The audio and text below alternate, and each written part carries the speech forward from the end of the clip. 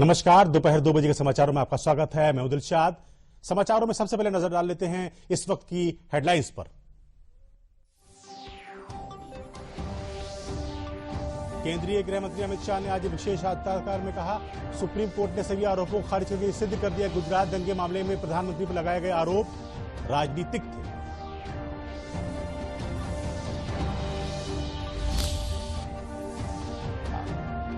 आपातकाल की आज 47वीं बरसी। गृहमंत्री अमित शाह और रक्षा मंत्री राजनाथ सिंह ने ट्वीट कर कांग्रेस पर बोला चौतरफा हमला। कहा, कांग्रेस ने आपातकाल थोपकर निर्दयता में विदेशी शासन को भी पीछे छोड़ा। मुख्यमंत्री योगी आदित्यनाथ ने एक समारोह में प्रदेश के 11 लाख परिवारों को ऑनलाइन घरौनी का वितरण किया। कहा, भारत के इतिहास का एक महत्वपूर्ण पड़ाव।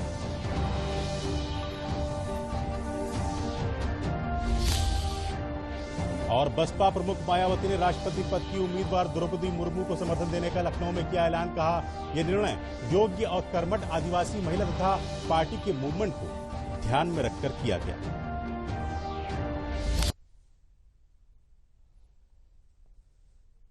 चलिए समाचारों को विस्तार से शुरू करते हैं।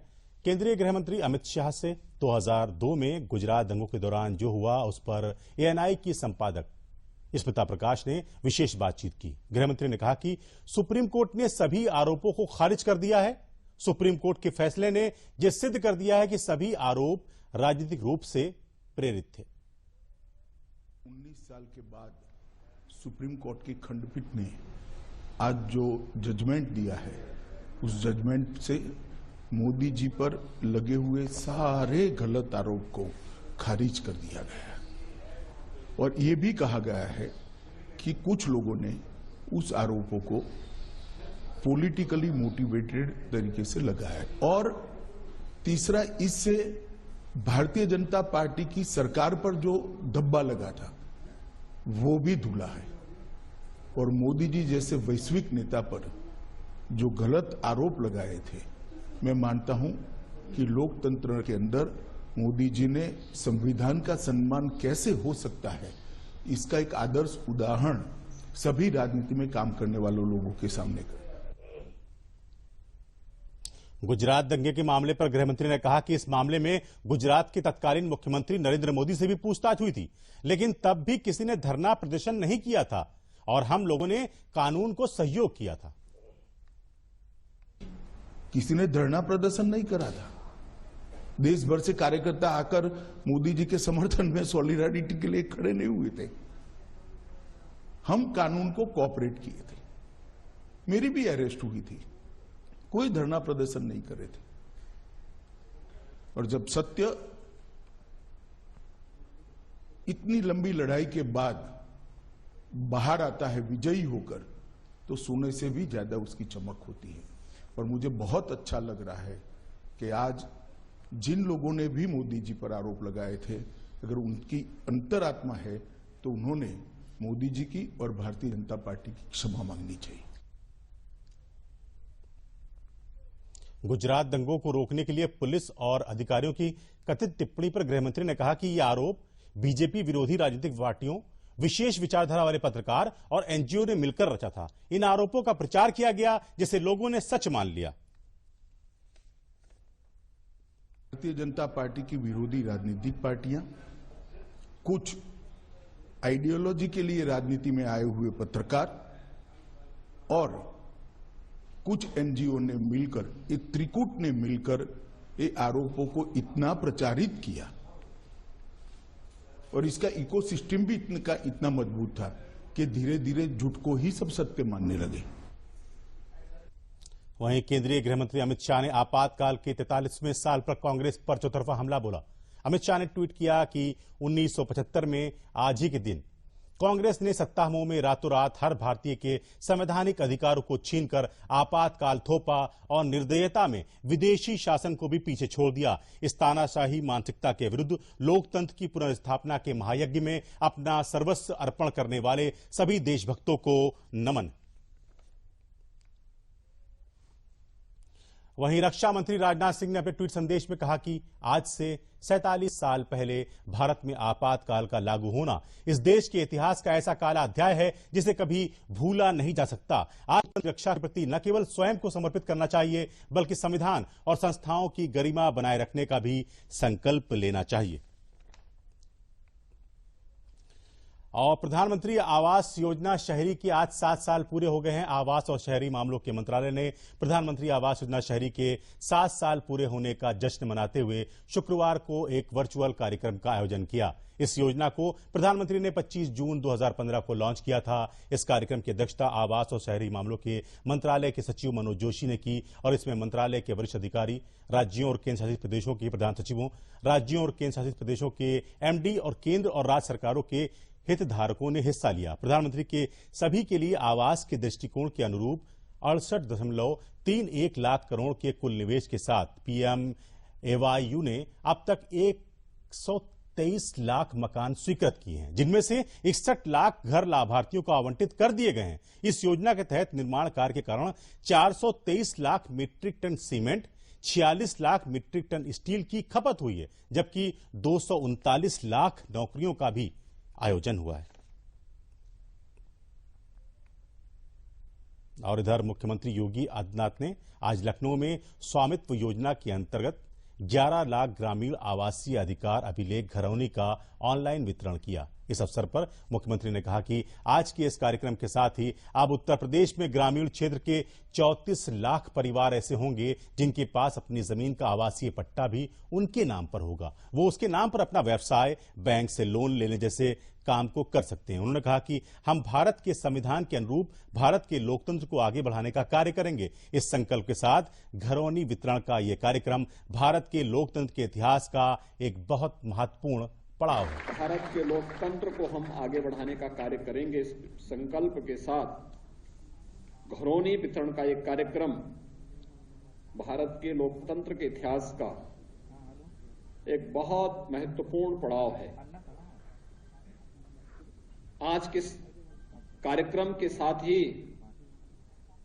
अब उत्तर प्रदेश में 34 लाख परिवार ऐसे होंगे ग्रामीण क्षेत्र में जिनके पास अपनी जमीन का आवासीय पट्टा भी उनके नाम पर होगा और वह उसके नाम पर कोई भी अपना कार्यक्रम, व्यवसाय, बैंक से लोन लेने या लेन देन के कार्यक्रमों के साथ अपनी जमीन को आगे बढ़ा सकते हैं।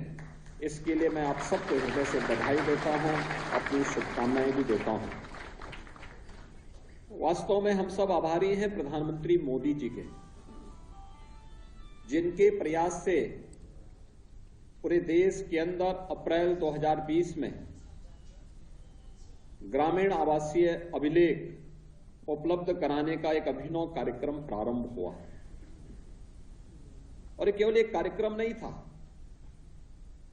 इसमें तकनीक भी है और इसमें हर गांव में रहने वाले व्यक्ति को उसकी जहां पर उसका मकान है, पुश्तैनी मकान है, उस मकान की जमीन का अभिलेख उसके नाम पर नामांतरण करते हुए उसका मालिकाना हक उपलब्ध कराने का भी एक अभियान है। और मुझे बताते हुए प्रसन्नता है कि उत्तर प्रदेश में अब तक 34 लाख से अधिक परिवारों को घरौनी वितरण का कार्यक्रम सफलतापूर्वक आज संपन्न होने जा रहा है। वहीं मुख्यमंत्री योगी आदित्यनाथ आज विज्ञान भारती के राष्ट्रीय अधिवेशन के उद्घाटन समारोह में शामिल हुए। इस अवसर पर उन्होंने कहा कि भारतीय संस्कृति और परंपरा की आधार भूमि और उसका हृदय स्थल कहे जाने वाले उत्तर प्रदेश में स्वदेशी ज्ञान विज्ञान की परंपरा को आगे बढ़ाने के लिए निरंतर क्रियाशील विज्ञान भारती के 5वें अधिवेशन का आयोजन होना एक सुखद अनुभूति कराता है।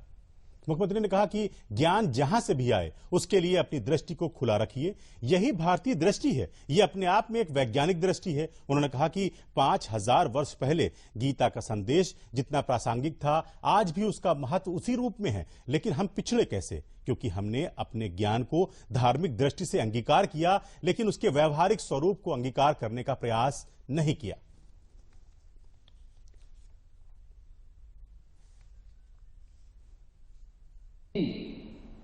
ज्ञान के विस्तार को और उसको अंगीकार करने के लिए कभी भी हमें कोई अवरोध सामने नहीं आने दिया। आनो भद्रा कर्तवो यंतु विश्वत, यानी ज्ञान जहां से भी आए उसके लिए अपनी दृष्टि को खुला रखो, यह भारतीय दृष्टि है। और मुझे लगता है कि अपने आप में इस बात को प्रदर्शित करता है कि भारतीय दृष्टि अपने आप में एक वैज्ञानिक दृष्टि है। आपने देखा होगा जब विज्ञान भारती की प्रार्थना हो रही थी, ओम पूर्णमदः पूर्णमिदं पूर्णात् पूर्णमुदच्यते का जब यहां उच्चारण हो रहा था, ये क्या था अपने आप में? यानी ये अपने आप में जब हम इस बात को कहते हैं कि भाई कोई फिजिकल रिएक्शन हो गया है या कोई केमिकल रिएक्शन हो गया है, सामान्य रूप से हम ये मानते हैं कि वह वस्तु नष्ट हो गई है, लेकिन भारतीय दृष्टि क्या कहती है इस मंत्र के माध्यम से? कोई वस्तु नष्ट नहीं होती है, उसका स्वरूप बदल जाता है। और यही तो वैज्ञानिक दृष्टि है। हमारी भारतीय मनीषा ने बहुत पहले इसके बारे में कह दिया था कि नहीं, कोई वस्तु नष्ट नहीं होती है, उसकी पूर्णता हमेशा बनी रहती है। और उस पूर्णता को बनाए रखने के लिए ही अपने आप में एक मंत्र पर्याप्त है कहने के लिए, जैसे विज्ञान भारती अपनी प्रार्थना के माध्यम से भी आपके सामने यहां पर प्रस्तुत की है। लेकिन इसमें बहुत कुछ अभी किए जाने की आवश्यकता है। मैं पीछे प्रदर्शनी में देख रहा था, अनेक भारतीय वैज्ञानिकों की दृष्टि इसके साथ जुड़ी हुई है। मैं यहां पर देख भी रहा था, जो भारतीय कैलेंडर को भी देख रहा था मैं, अंग्रेजी ईस्वी सन को भी मैं देख रहा था वहां पर। हम लोग हमेशा इस बात को देखते हैं, हम जब वैसे भी वर्ष प्रतिपदा का आयोजन करते हैं राष्ट्रीय स्वयंसेवक संघ के माध्यम से, प्रतिवर्ष इसे नव संवत्सर के रूप में मनाने की एक नई परंपरा का शुभारंभ भी किया गया।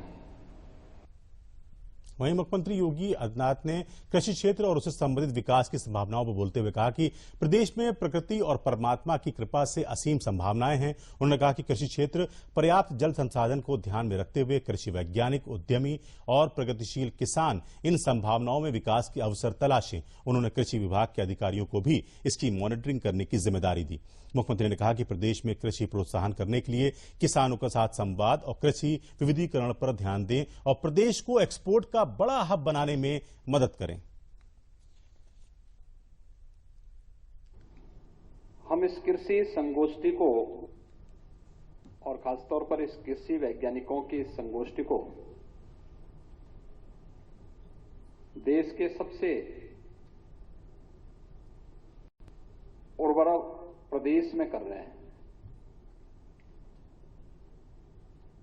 मेरा मानना है कि गंगा और यमुना से जुड़ा हुआ यह क्षेत्र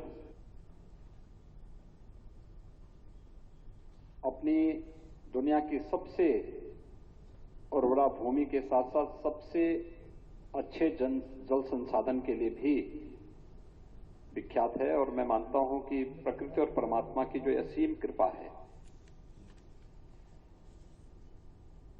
वह केवल इन सब बातों से ही हम सबके सामने प्रमाणित हो जाता है कि हमारे पास जो कृषि योग्य भूमि है वह लगभग 11 से 12% है।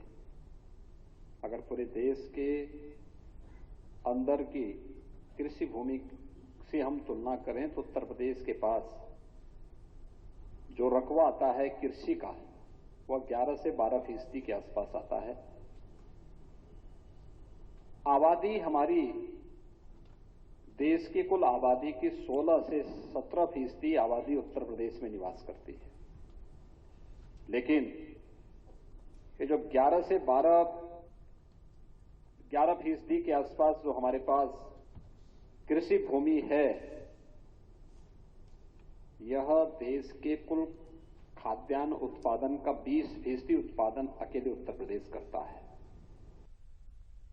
और बहुजन समाज पार्टी की राष्ट्रीय अध्यक्ष मायावती ने राष्ट्रपति चुनाव में एनडीए की राष्ट्रपति उम्मीदवार द्रौपदी मुर्मू को समर्थन देने का ऐलान किया है। उन्होंने अपने बयान में कहा कि हमारी पार्टी ने आदिवासी समाज को अपना मूवमेंट का खास हिस्सा मानते हुए द्रौपदी मुर्मू को राष्ट्रपति पद के लिए अपना समर्थन देने का निर्णय लिया है।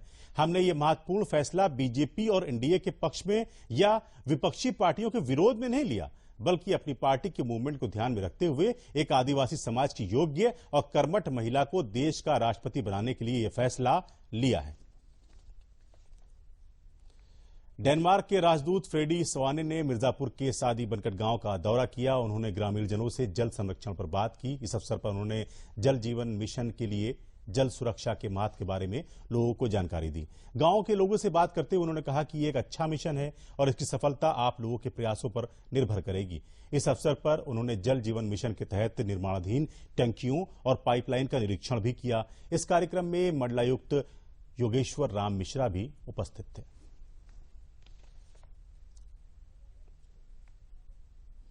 प्रदेश के अनुसूचित जाति एवं अनुसूचित जनजाति व पिछड़ा एवं सामान्य वर्ग के नौकरियों की तैयारी कर रहे अभ्यर्थियों के लिए उत्तर प्रदेश सरकार कोचिंग सेंटर संचालित कर रही है। इसके पूरा खर्च समाज कल्याण विभाग उठाएगा। अभ्यर्थी विभाग की वेबसाइट से फॉर्म डाउनलोड करके 5 जुलाई तक आवेदन कर सकते हैं। अभ्यर्थी उत्तर प्रदेश के निवासी हों और उसकी पारिवारिक वार्षिक आय 1 लाख रुपए से अधिक न हो। विभाग की तरफ से अध्ययन सामग्री खरीदने के लिए 45,000 और रहने के लिए 10,000 रुपये दिए जाएंगे। यहां उनके पठन पाठन, रहने खाने की व्यवस्थाएं निःशुल्क की जाएंगी। इसके लिए कई शहरों में सेंटर संचालित किए जा रहे हैं।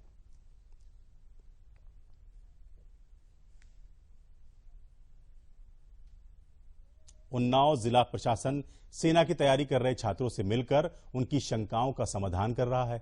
कोचिंग सेंटर और हॉस्टल पहुंचकर अभ्यर्थियों को सही जानकारी दे रहे हैं। अपर पुलिस अधीक्षक समेत पुलिस के कई आला अधिकारी छात्रों के बीच जाकर उनको सही सूचना दे रहे हैं और गुमराह करने वालों से सावधान रहने की अपील कर रहे हैं। प्रशासनिक अधिकारियों ने कहा कि लोगों की बातों में आकर गुमराह न हो और अपनी तैयारियों पर ध्यान दें।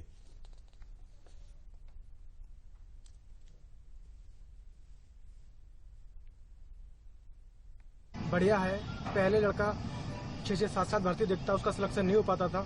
अब ये है लड़के को चांस मिलेगा, लड़का इसमें भर्ती देख सकता है, आराम से भर्ती हो जाएगा। ठीक है, ताकि हर लड़का नया युवा 4 साल के बाद रिजाइन दे देगा, फिर नया लड़का आएगा।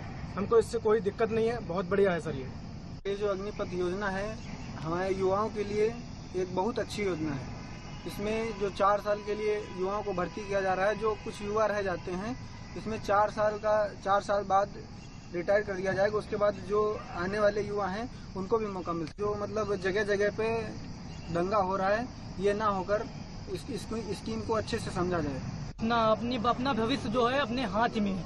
अगर इससे जो मतलब अग्निपथ जो है सरकार ने लागू की है, अगर इसका विरोध करते हैं तो वो अपने ये जो तैयारी करने वाले लोग हैं ये नहीं कर रहे हैं, बल्कि वो लोग कर रहे हैं जो अपोजिट पार्टी के हैं, नेता नगरी का ज्यादा पर काम करते हैं, वही लोग करना चाहते हैं। जैसे जैसे थोड़ा समय बढ़ेगा आगे, बच्चे उस चीज़ को समझेंगे। गवर्नमेंट अपने माध्यम से किसी न किसी तरीके से बच्चों को समझाने का प्रयास कर रही है। बच्चे समझ भी रहे हैं उस चीज़ को, गलत नहीं है। योजना बहुत अच्छी है। पहले क्या होता था कि वैकेंसीज बहुत कम आती थी।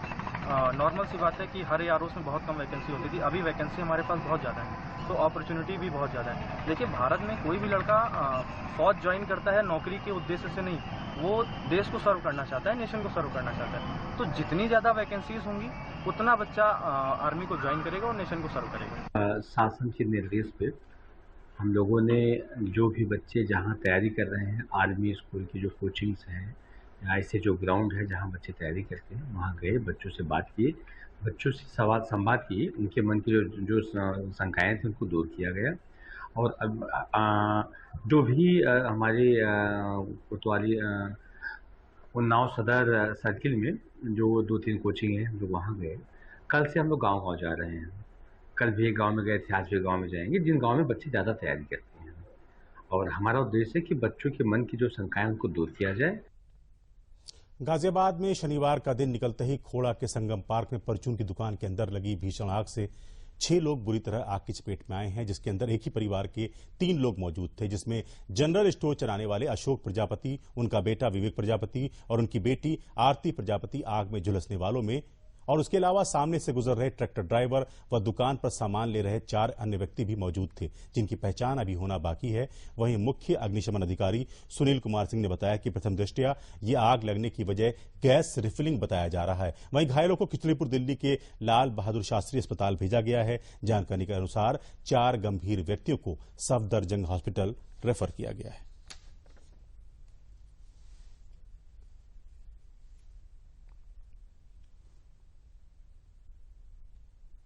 जैसा कि अभी प्रथम दृष्टया जांच से लग रहा है कि वो गैस सिलेंडर की रिफिलिंग का काम कर रहे थे।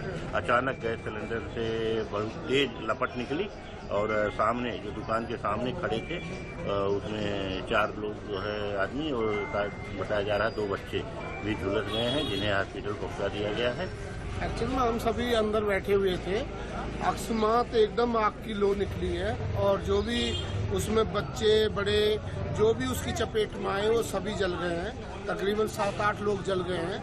2 बच्चे हैं छोटे छोटे, एक ट्रैक्टर वाला ड्राइवर था वो है और 2 अपना जो मालिक है उसका बेटा है, उसकी बेटी है, ये सभी लोग जले हैं।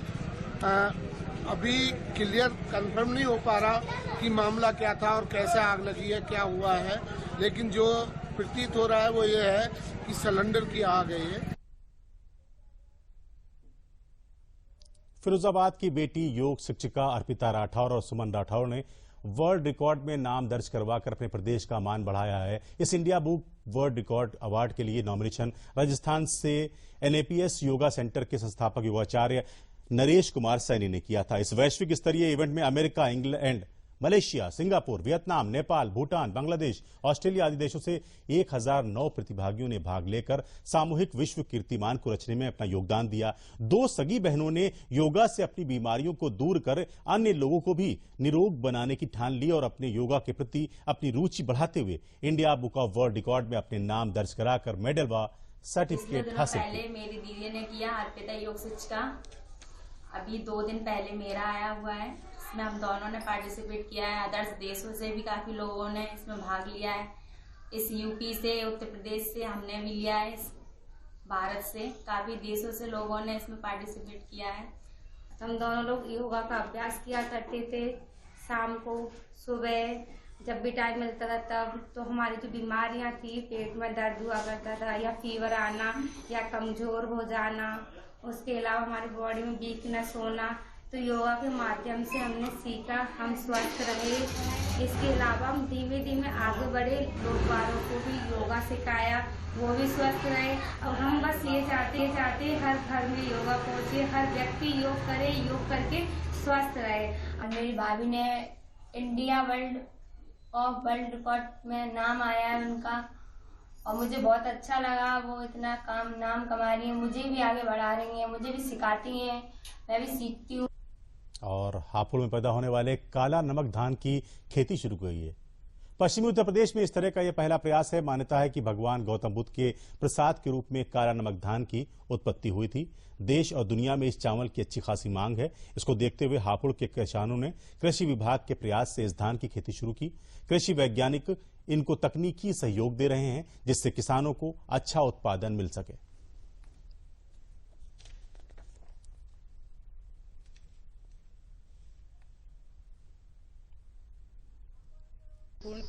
कोशिश करेंगे कि शुरू से और अंत तक हम इसमें जैविक तरीके से ही करें इसको। और जो समस्या इसमें आएगी, हम किसान भाई से अनुरोध करेंगे कि वो हमसे जुड़े रहें और जो भी समस्या हो लगातार हमसे टच में रहें और हम उनका समाधान समय समय पर इनको बताते रहेंगे और उसके अकॉर्डिंग ये करते रहें। तो ये देखना है कि ये हमारी जो नई वैरायटी यहाँ इंट्रोड्यूस की गई है माननीय मंत्री जी के सहयोग से, ये यहाँ पर किस तरह से काम करती है और क्या हमारा रिजल्ट रहता है। ये बहुत ही हम लोग उम्मीद करते हैं कि यहाँ इस जिले में भी ये अच्छा, बाकी जो हमारी 1509 या 1121 जो वैरायटियाँ यहाँ पर एक प्रचलित वैरायटियाँ हैं जो चल रही हैं, उनकी अपेक्षा में ये हमारा क्या रिजल्ट दे पाती है। एक तरह से हमें बड़ा ही रोमांच है इसको देखने का। जनपद शामली में, जनपद मुजफ्फरनगर में और जनपद बुलंदशहर में 4 जनपदों में इस खेती को आज मैं कर रहा हूँ, क्योंकि इसको करने का चारों जनपदों का रीजन ये है कि वहाँ की जलवायु, वहाँ का वातावरण, वहाँ की मिट्टी कितना पकड़ करती है और कितना इसका हमें लाभ देती है, उस हिसाब से इस खेती को हम बढ़ावा देने का काम करेंगे। और आने वाले समय में जहाँ ये वैरायटी हमारी ज़्यादा सक्सेस होगी, उसको वहाँ ज़्यादा से ज़्यादा बढ़ाएंगे और किसान भाइयों को इसका अधिक से अधिक लाभ कराने का काम करेंगे। हमें अपनी सब्जी की कर रहे थे, पहले 15-0 मूंजी बोते थे और अब ये इन्होंने मंत्री जी ने हमें बीज दिया, इसे भिजवाएंगे मूंजी का और जी खाद से हम पैदा करेंगे। हमीरपुर में इंडियन बैंक के क्षेत्रीय महाप्रबंधक पंकज त्रिपाठी ने लोगों को केंद्र सरकार द्वारा चलाई जा रही योजनाओं के बारे में जागरूक किया। उन्होंने लोगों को ये भी बताया कि कैसे वो बैंकों के माध्यम से फायदे ले सकते हैं। बैंक आपको कई कार्यों के लिए ऋण उपलब्ध कराता है। उन्होंने लोगों को साइबर क्राइम के बारे में भी सचेत किया। कहा कि आपके साथ कोई आर्थिक अपराध न कर पाए, इसके लिए आपको सचेत रहना होगा।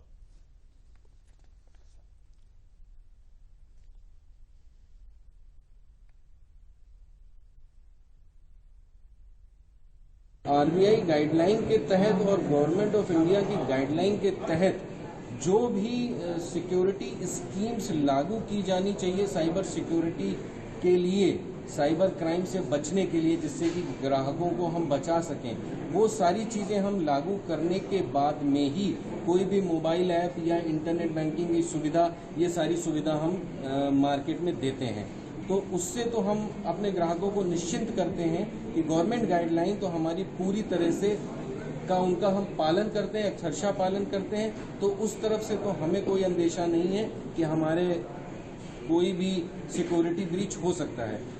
घर बैठे अपना खाता खोल सकते हैं, केसीसी में टर्म लोन कैसे ले सकते हैं, बैंक लोन कैसे लगते हैं, ये जो आम जानकारी प्रबंधन दे पाते थे वो यहाँ वहाँ प्रबंधन दी।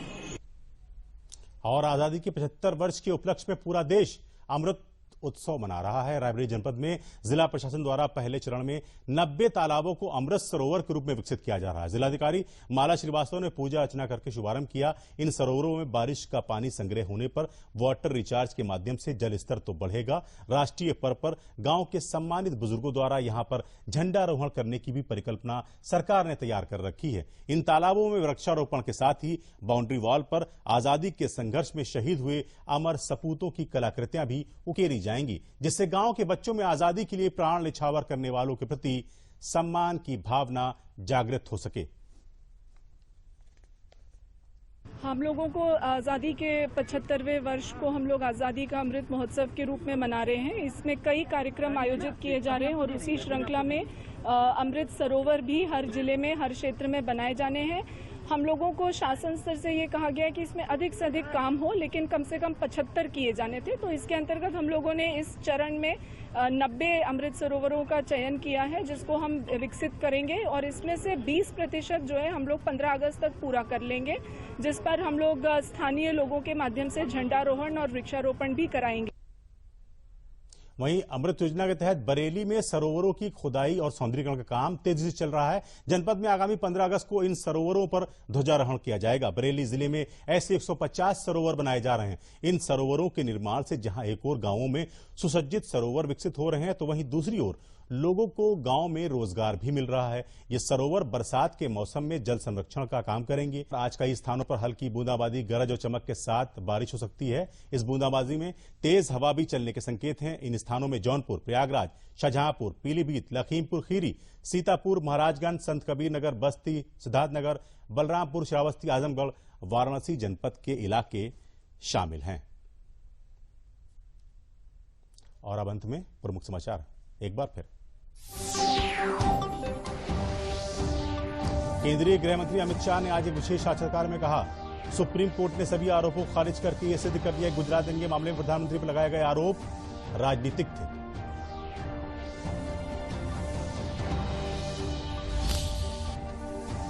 आपातकाल की आज 47वीं बरसी है। गृहमंत्री अमित शाह और रक्षा मंत्री राजनाथ सिंह ने ट्वीट कर कांग्रेस पर बोला चौतरफा हमला। कहा, कांग्रेस ने आपातकाल थोपकर निर्दयता में विदेशी शासन को भी पीछे छोड़ा। मुख्यमंत्री योगी आदित्यनाथ ने एक समारोह में प्रदेश के 11 लाख परिवारों को ऑनलाइन घरौनी का वितरण किया। कहा, भारत के इतिहास का एक महत्वपूर्ण पड़ाव।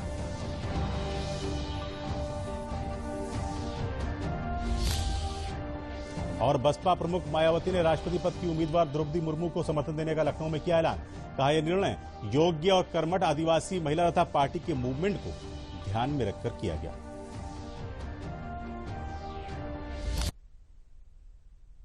इसी के साथ समाचार समाप्त हुए। हमें दीजिए अनुमति, लेकिन आप देखते रहिए दूरदर्शन उत्तर प्रदेश। नमस्कार।